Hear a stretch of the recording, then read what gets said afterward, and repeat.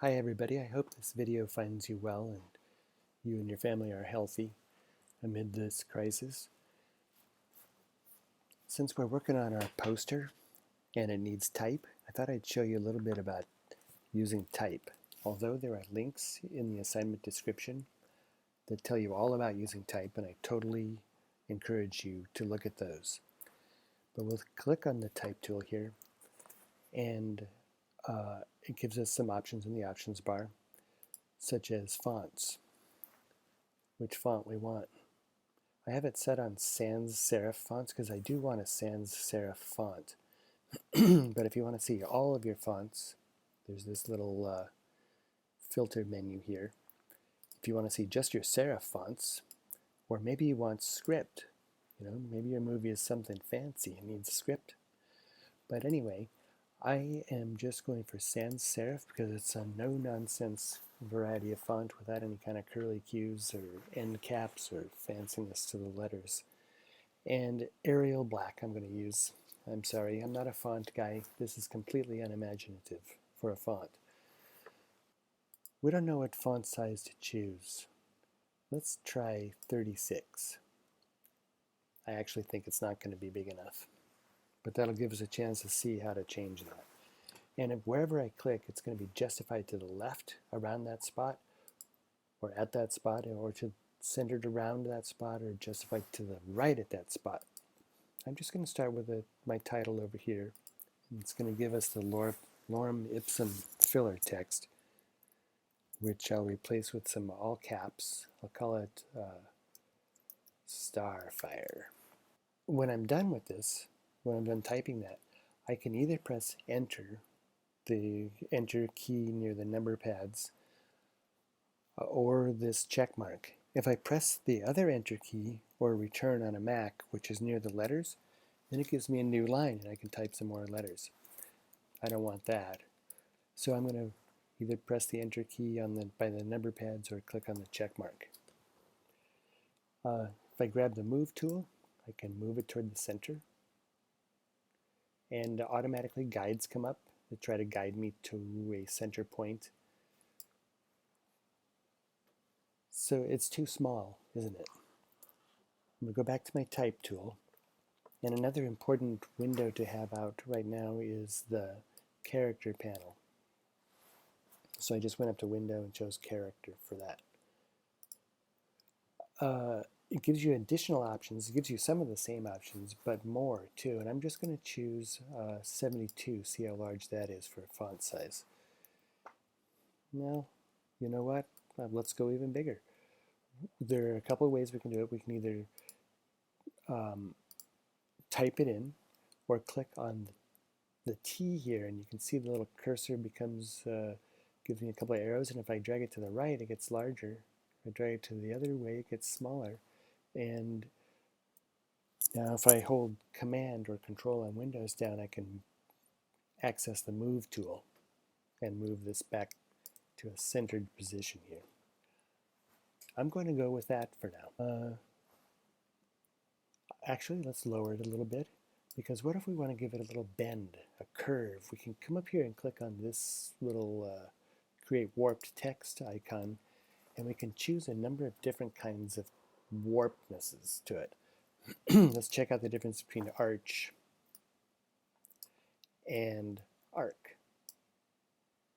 It's a visual difference. I'm not going to try to describe it. You could do bulge, and with whatever one you have chosen, this slider here lets you adjust it.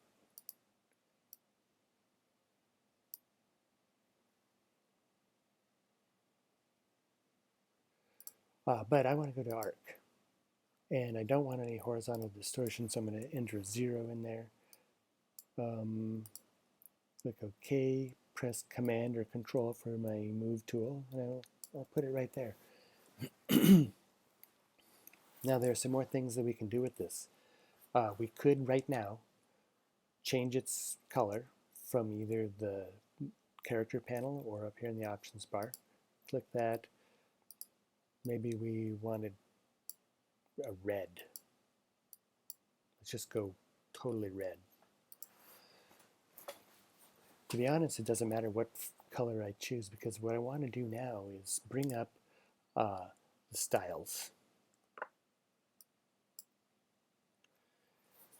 Now these will wipe out whatever color you have, but if you click on one, you can see that it gives you a preset set of styles. And as soon as you click on one, you get on a little caret over here to lower it and see what the styles are that it has applied. Here you see it's applied a bevel and emboss, a gradient, and a drop shadow for this one, but it changes to a different set of them for different ones of these, different effects. And you can turn them on or off. Like maybe we don't want the stroke. That's the line that goes around the outside of it. This little blue line. You can also double click them and enter into a window that lets you adjust the different effects. Now here I'm on bevel and emboss. I can come down to stroke and maybe change that to less opacity. Now that stroke is more or less intense. Maybe the gradient overlay, maybe I don't even want a gradient overlay. I can turn it back off and there our color is back, and the only thing that's happening is a drop shadow, the stroke, and bevel and emboss. I do want to say that we hardly ever use bevel and emboss in a movie title. When I say we, I mean they. Do you ever see them using bevel and emboss? No. So let's turn that off, which pretty much cancels out drop shadows too. So why did I settle for this one? I didn't really settle for that one. We're just looking at things. If you scroll down, we can check out that there is a set of natural options. There are some fur things to explore. Kind of like that. Star fur, maybe.